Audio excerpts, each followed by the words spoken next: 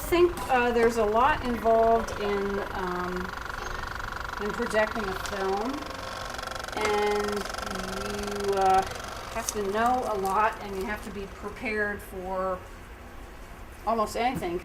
My name is Otilia Young. I am doc equipment chair.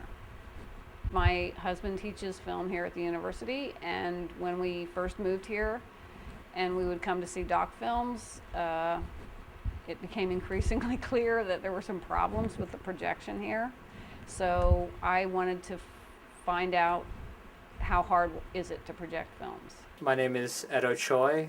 I am a third year at the University of Chicago, and I'm the programming chair at DOC. I also run weekly meetings for really anyone. We call ourselves programmers, but that just means anyone who shows up to our weekly meetings.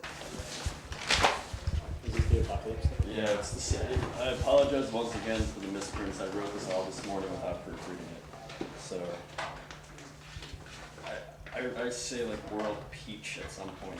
It is a kind of scholarly endeavor on one end. At least I think my predecessor really kind of drilled that into my head. I started out as an AP, which is an apprentice projectionist, and I did that for 3/4, and then I became a projectionist. I think I was here like 3.5 years, and then became equipment chair. I ran on, what was my platform? Communication and standardization. I don't know how to best voice my frustration. It just feels like there's so many good and great movies out there, and so many good and great movies that a wide audience could appreciate.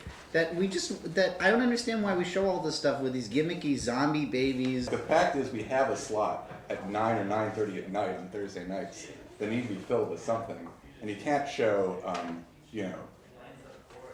documentaries from the 20s at 9:30 at night on Thursday night because no one's going to come, or even fewer people will come. I hope that we're more professional. I mean, that's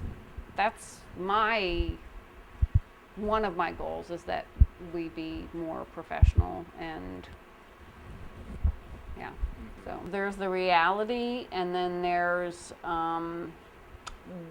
where I'd like to see us go. I mean, I can only kind of picture what I think a student film society might be like, because sometimes I think, am I being too much of a hard ass, or like, am I expecting us to be too professional, and that's not possible? No, I'm not saying everything has to be art house respectable. Well, I think the point of DOC is to really give a forum and a place for films that a theater like the Gene Siskel would scoff at because they have their thumbs up their asses with snobbery.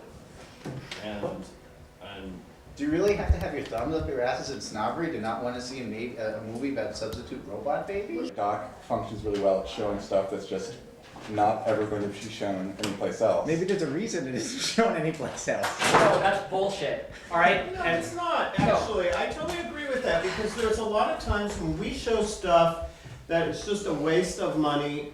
We are spending like way too much on some of these prints. I'm not arguing about your specific series. I don't want to get into that. But to say that everything that we show is always worthwhile and is not right. I mean, but can we have a little bit more regard for the audience? Like we were mentioning, like I don't know if this is the best example, but sometimes we mention something like Born Yesterday, that maybe almost all of us or all of us have seen it, but the people out there, maybe they haven't. Hold on. Born Yesterday is on the summer calendar. So we are showing it. It's not like anyone in this room. No one in this room scoffed at the idea of showing Born Yesterday. And we're fucking showing a Cary Grant series. Excuse my language, but this is ridiculous. Like, we do have respect for and think about our audience and what they want to see. It's how we survive. It's how we make money, so that we can show things that they might not know or care to see. For some people, DOC is a social club. It's not about, being a film professional, because we get all kinds of people. I think it's fair to keep trying to push things up. I mean, I'd like to think that we're getting better. I think what he's saying, though, Ed, is just let's make sure that we do have that kind of marquee that Cary Grant that is going to bring in the audience. The general point that we should consider our audience is definitely true, but I think what our audience is should not be limited to one specific sort of, it's not the old people crowd, it's not the undergraduate crowd. It's not, you know, people from the north side coming down, it's not silent movie buffs, it's all of them. So we should give something for everybody, and that's something that no other institution certainly in Chicago, and I don't know of any place else really in the country other than maybe Cinefamily, that has the freedom to show this kind of stuff in this kind of variety.